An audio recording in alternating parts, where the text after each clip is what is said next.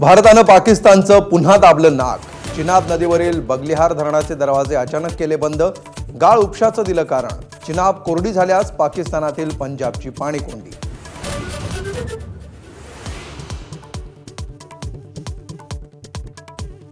भारतीय शक्ती प्रदर्शनानंतर घाबरलेल्या पाकिस्तानची जगभर धावाधाव। अमेरिका, रशिया, तुर्कस्तानसह इस्लामी देशांकडे पसरला पदर। भारताला रोखण्यासाठी संयुक्त राष्ट्रांना साकडं। आज सुरक्षा परिषदेची बैठक।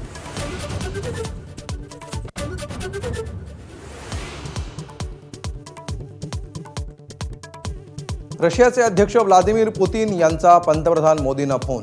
पहलगाम हल्ल्याचा तीव्र निषेध नोंदवत भारताला जाहीर केला पूर्ण पाठिंबा।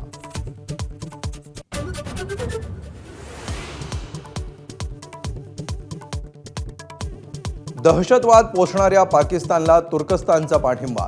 तुर्कस्तानची युद्धनौका कराची बंदरात दाखल। मोठे देश भारतासोबत, मात्र तुर्कस्तानची पाकिस्तानशी हातमिळवणी।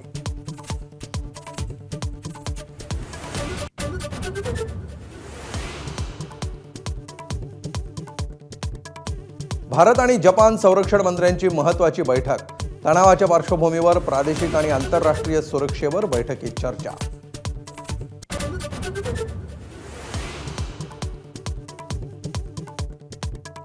पाकिस्तानी लष्कर प्रमुख असीम मुनीर यांचा शहबाज सरकारवर नियंत्रण आणण्याचा प्रयत्न। सरकारवर लावले भ्रष्टाचार आणि परिवारवादाचे गंभीर आरोप। पाकिस्तानातल्या विविध संस्थांवर मुनीर यांनी पेरली विश्वासातली माणसं।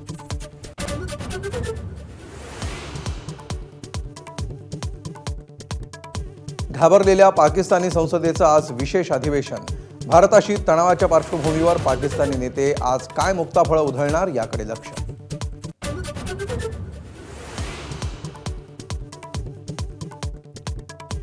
पहलगाम हल्ल्याच्या मुद्द्यावरून सरकारला पाठिंबा देणाऱ्या पवारांची अडचण वाढू नये म्हणून सर्वपक्षीय बैठकीला दांडी। संजय राऊतांकडून पवारांसोबत झालेल्या चर्चेचा तपशील जाहीर।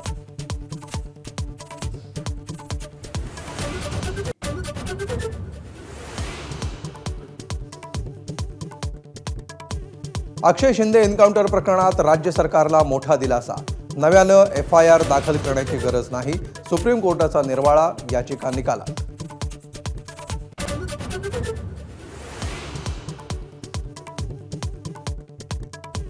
काँग्रेस रिकामी करा। भाजप प्रदेशाध्यक्ष चंद्रशेखर बावनकुळेंचा पदाधिकाऱ्यांना कानमंत्र। ABP माझाच्या हाती बावनकुळेंची ऑडिओ क्लिप।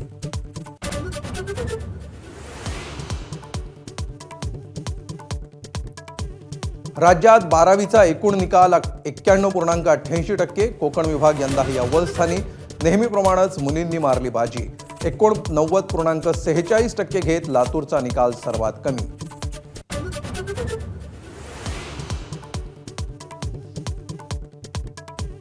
नाशिक जिल्ह्यातील मालेगाव आणि पानेवाडीमध्ये वादळी वाऱ्यासह गारपिटीचा फटका। कांदा पीक आणि बियाणांचं मोठं नुकसान, तर जालन्यामध्ये वादळी वाऱ्यासह जोरदार गारपीट।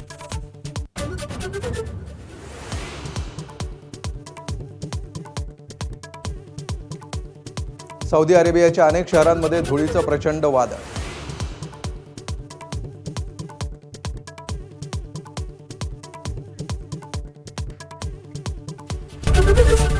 ABP माझा, उघडा डोळे बघा नीट।